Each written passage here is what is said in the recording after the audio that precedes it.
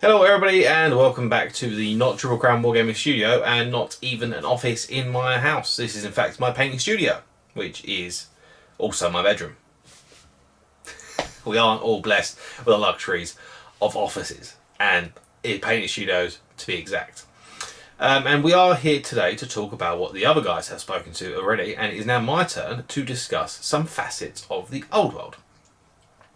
Now, the old world, as we know, is hopefully coming out soon.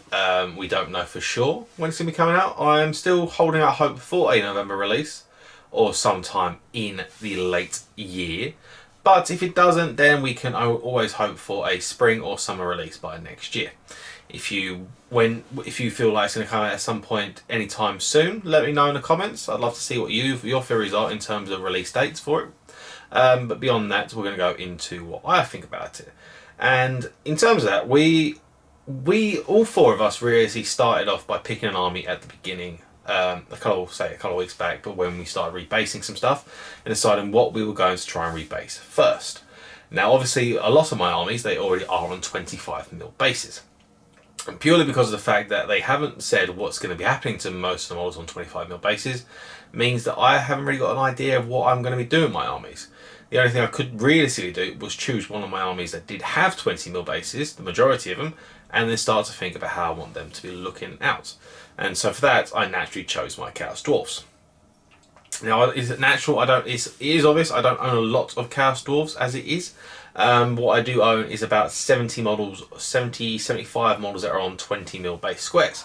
And as we know, they are going to be changing up to 25mm. There are going to be no longer any 20mm squares in game. So what I've decided to do is rebase the Chaos Dwarfs. And in a similar vein to what John and James have both done with their basing for their High Elves and their Skaven respectively, is I've decided to use a green stuff roller.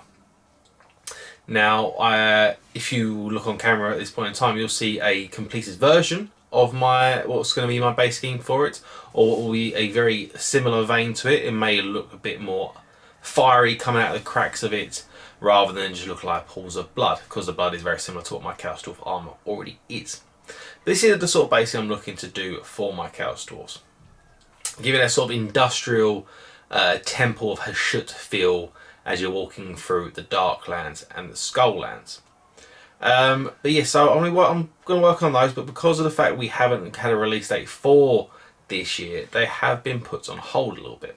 Not to say that I'm not going to do them at some point, it's just there's a lot of other stuff I need to get painted up right now, but they are going to be the main focus to get rebased once we have a confirmed date for release, and then I can get really excited about how they're going to be played in the old world. And that's going to be the main focus of my video today, is what I'm looking forward to in the old world is changes in how armies play. Now, seeing as fantasy has been around for, what's it been, 13 odd years, I want to say, it's 2012, maybe 11 years, 11, 13 years or so, and the game's been dead for about 8, I want to say. I'm not entirely sure on the specifics of the dates, forgive me, I can't remember off the top of my head. It has meant that to me, the game does sometimes feel a little bit stale in the variety of lists you see. If you go to an event, if you go to any sort of events these days, at the top of the tables you usually do see the usual suspects. High Elves, Demons, Dark Elves, Warriors, maybe Sparrow and Vampires. Recently we've seen some Empire lists show up in the top lists. Namely, we had James himself coming top, number 1 at the North Remembers event last April. Not April just gone, the last year's April as well. And in our second GT that we ran this year, we saw Joby Bibby winning first place with his Empire, and which was quite nice, and it showed the fact that this meta can change from itself, because what we've seen recently is a lot of monsters, and then we see Joby win with not all of his artillery, but an artillery heavy Empire army, which is quite nice. But that's one of the things I'm looking forward to seeing change, is how armies play and their competitive meta as it was in the old world. What I do want to see is changes to the top tier armies. You have your lower tier armies, which will obviously be your, just going from what people's perspectives are, your Tomb Kings, your Beastmen. Unfortunately, I do think they are a better army than people give them credit for, but they are a bit on the lower end of the scale, and your Orcs and Goblins and so on and so forth. What I do want to see is these armies get a buff to their prowess on the table. Now, as we know, Beastmen and Orcs and Goblins, two armies that I do own, are being fully supported. I'm not going to say they're going to get an army book, because I don't know how the game is going to play out and how the bookkeeping of the game is going to be, but they are going to be fully supported at this point in time. Whereas the other army I mentioned, Tomb Kings, are also fully supported. Apologies, they are also fully supported at this point in time. Whereas some of the other armies, like Skaven and Vampires, are getting what I'm assuming is going to be a PDF copy of their rules and not being supported initially at the initial release of the Old World. So what I like to see is these armies that gets fully supported, that aren't at the top, that aren't tearing up the meta at the top of the tables in your events. Seeing them get a bit of a power buff, seeing them be given some love by Games Workshop, especially Beastmen, because they didn't get an army book in 8th edition. They got stuck with their old 7th edition army book, which did lack in some power in comparison to some of the other 8th edition army books, namely your High Elves, your Dark Elves. And stuff like your even just some of the mediocre armies that got 8th edition army books. Like some of the Ogre Kingdoms can be a bit of an issue for Beastmen sometimes. Other stuff out there, what do we have? Dwarves, if they've got a lot of artillery, can put down your monsters. If they've got a lot of organ guns, they can put down your bestigors. Just speaking purely from a Beastman's perspective. So what I'd like to see is that those armies get a bit of loving. And what I'm also hoping to see is a change in terms, if they do bring back special characters, in a change of what kind of special characters we are going to be seeing in-game. Now obviously the main one being, from the top of my head, is Epidemius from a Demons Army book, but the Demons aren't being supported as a support faction in-game. So this does give us a little bit of hope that the days of the Wall of Burgle or the Wall of Nurgle is finally at an end. Hopefully when the Old World drops, we may finally see the light of day that does not include a -1 to hit on your combat dice, on your close combat rolls, which would be quite nice. It'd be a nice change of pace and give some of the other armies a bit of a chance to get going there.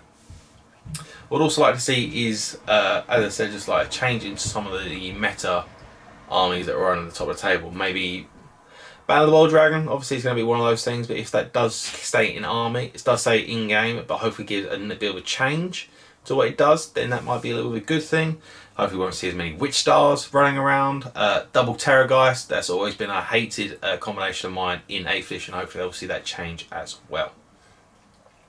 But yeah, most of it is going to be seeing how the meta of the game as a whole is going to change, and seeing people trying to figure out the combinations of what's good and what's not so good. And it'll be interesting to see if some of the stuff that is really good at the moment just taking not a massive downhill turn in terms of their usefulness in game, but just maybe being brought down the notch at that point in time. Say the Mark of Nurgle, as much as I do enjoy using the Mark of Nurgle on my warriors and my beastmen now, I do understand how awfully competitive it is and how awfully aggravating it can be to play against those sorts of lists, especially if you find the Festus Warrior block, which can be a bit of a nightmare unless you have the tools to deal with it, and as we've spoken about, the Plague Bearer Horde with Epi and all the Beasts of Nurgle to boot.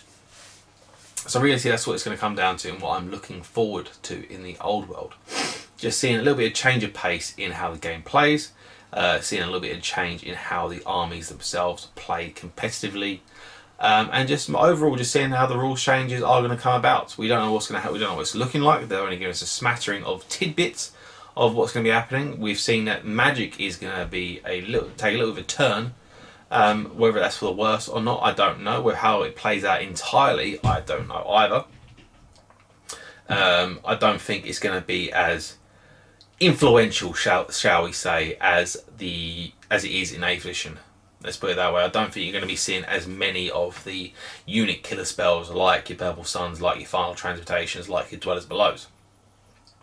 So hopefully that'll make a little bit of a change to what people use. And I'm hoping that also, if magic is changing, what I'm hoping that does mean is that it might not be as necessary in-game. And hopefully it means that you see a lot more combat lords running around. So, which is good for me, because I do enjoy running Chaos Lords in my Warriors Chaos Army.